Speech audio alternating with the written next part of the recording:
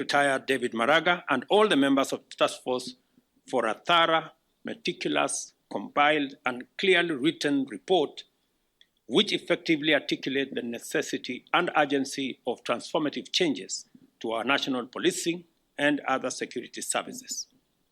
Your contribution to our transformative agenda is appreciated, Mr. Chairman, and your team, and your place in Kenya's history of positive change is assured.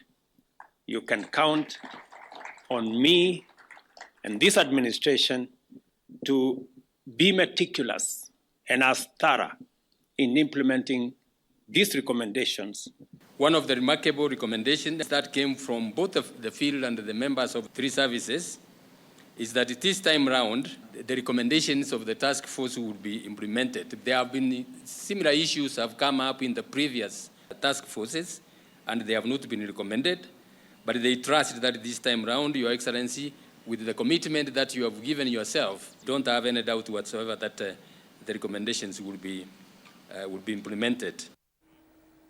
All right, folks, I think the issue that we want to discuss tonight is very clear.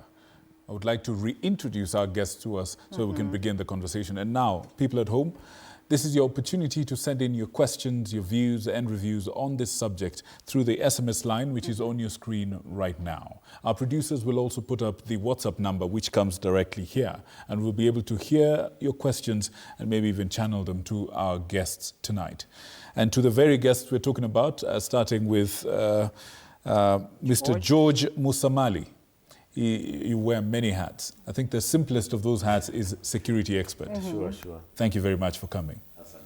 Next, we have Madam Tatiana Njenga, who's a program assistant and legal affairs and access regarding legal affairs and access to justice at the Kenya Human Rights Commission. Karibu sana. Awesome. And last but not least is Mr. Emmanuel Lagat, who's the Deputy Director for Investigations and Forensic Services at IPOA. Karibu sana. Thank you. Good evening. Thank you very much. Gentlemen and lady, the issue of police reform in Kenya, clearly from the history we've just seen, is one that has had a lot of different approaches. I want to just ask a simple question. What is fundamentally wrong with how we're doing policing in Kenya? Let's start with you, George. Victor, here we are talking about a very old patient. In fact, the three are very old patients. If you look at the police service, it's more than 120 years old. We established the police in 1906. And that time it was under what we called the East African British Company. So we had not yet moved into a protectorate. The Imperial East African Yes, that is British Company, 1906. If you look at the prison services, equally, it's as old as the police service. And then the youngest of the three siblings is the NOIS that was established in 1963 after independence. And now that we are talking about the problems bedeviling the three, it clearly tells us that, yes, we know there has been a problem. We have a problem.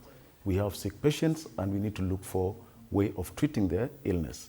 And we've tried several interventions. We've talked about the Mtonyi task force. We've talked about the Naikuni task force. We are forgetting that even before these task forces, we had commissions. So a task force is like you're going to see a clinical officer. And then we say, this is serious. We need a doctor. Who was the doctor? Ramsley Commission. We had the Waki Commission. And they all came up with recommendations. And the issue that has always been the problem here is the relationship between the public and the police. Why are we not getting services? Why don't we have a customer-client relationship between the uniformed service and the public that they're supposed to serve? And I think this is why that brings out the reason we've had all these interventions, trying to bridge this gap so that at the end of the day, the public will feel that the police, the prison services, and the NYS are here for the good of the nation, not as it is right now, where every other time you hear we have mandamano, people talk about excessive force. Somebody goes to prison for correction, he comes out worse than he went in because of the way he's treated there. We have an NYS that had its mandate when it was established by General China. He was the first Director General. And then along the way, we lost track. And then we started using the NYS in other things that are not supposed to be done by them. And I think this is why now we are coming up with all these recommendations, these interventions, to see if we can correct what has been bedeviling historical us for quite some mistakes. time. I'm curious.